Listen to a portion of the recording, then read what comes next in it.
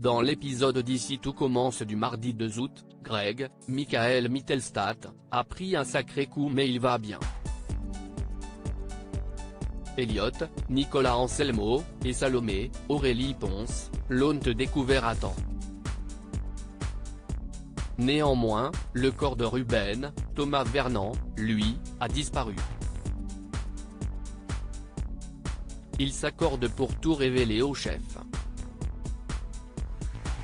Alors que les jeunes cuisiniers vont à la rencontre des chefs, de Lobel, Joseph Malherba, les empêche de parler afin que Bury, David Marshall, annonce la troisième et avant-dernière épreuve du championnat national de pâtisserie. Celle-ci va se dérouler sur 2 jours. Demain s'affronteront de Lobel et Cardonnet, Alexandra Vandernoot, tandis que Demir, Sofiane Belmoudin, et Tessier, Benjamin Baroche, s'opposeront après-demain. Demir s'inquiète du fait que Ruben ne réponde pas à ses messages. Greg en profite donc pour leur annoncer la terrible nouvelle, il pense que Ruben est mort. Mais celui-ci débarque et s'excuse simplement de son retard. Il assure que rien ne lui est arrivé. Il était injoignable à cause d'un problème familial et leur annonce devoir quitter le championnat. Greg comprend que personne ne le croit et décide de leur faire écouter le message laissé la veille par Ruben en guise de preuve. Sauf qu'évidemment, celui-ci a été supprimé. Seul Elliot continue de le croire. Enzo, Aziz Diabaté, et Salomé notent qu'il est le seul à avoir été témoin des événements de ces derniers jours. Alors qu'Elliot et Greg boivent un verre, ce dernier reçoit un message anonyme lui faisant comprendre que le verre d'Elliot est empoisonné. Ni une ni deux, il donne donc un grand coup dans le verre afin d'empêcher son chéri de le boire, mais laissant celui-ci pantois. Greg affirme avoir vu une guêpe dans son verre.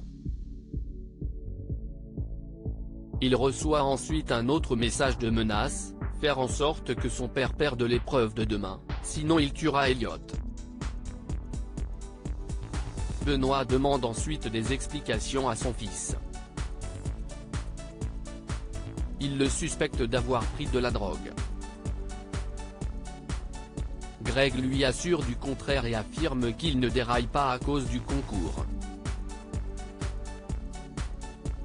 Peu après, le jeune chef avoue à Elliot avoir reçu des messages du corbeau lorsqu'ils étaient ensemble cet après-midi. Elliot lui conseille de ne pas entrer dans son jeu mais Greg n'a pas le choix, il va faire perdre son père afin de protéger son amoureux. Théo, plus insupportable que jamais Théo, Khaled Alouache, travaille sur les croquis du chef qui gère le restaurant d'Auguste Armand à Londres. Ces croquis sont dignes d'œuvres d'art mais Théo a l'impression qu'il en a toutefois oublié les saveurs. Il a rendez-vous avec lui pour une visio demain et tient absolument que tout ce qu'il lui reprochera soit justifié.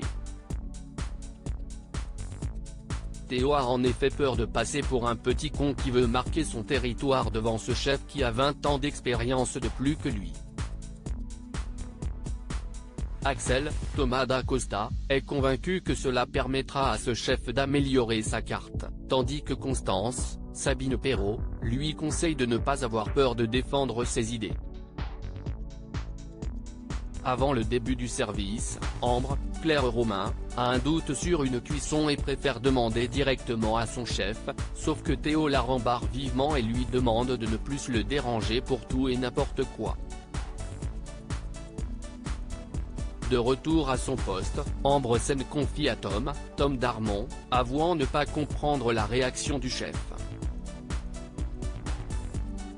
Ce dernier estime que depuis qu'il a remporté le prix Vatel, il est imbuvable et que si est devenu impossible de travailler avec lui.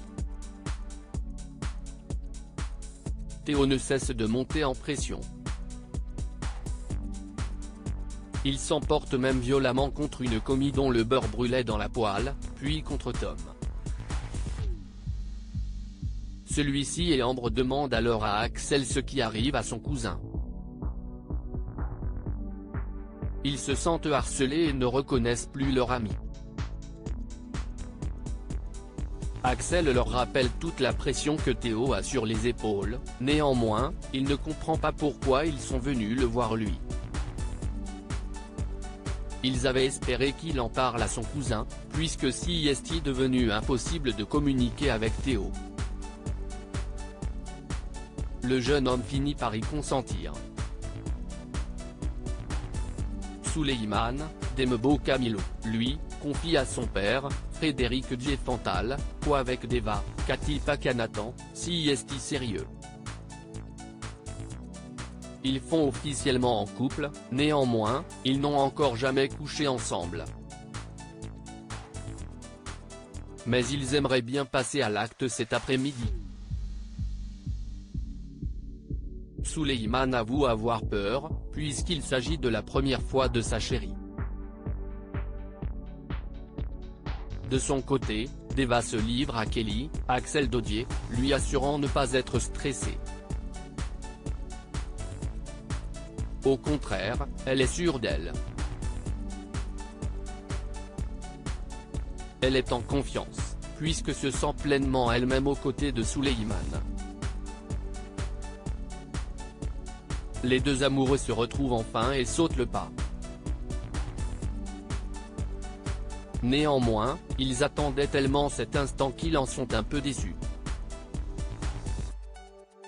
Ce qui ne les empêche pas de retenter le coup.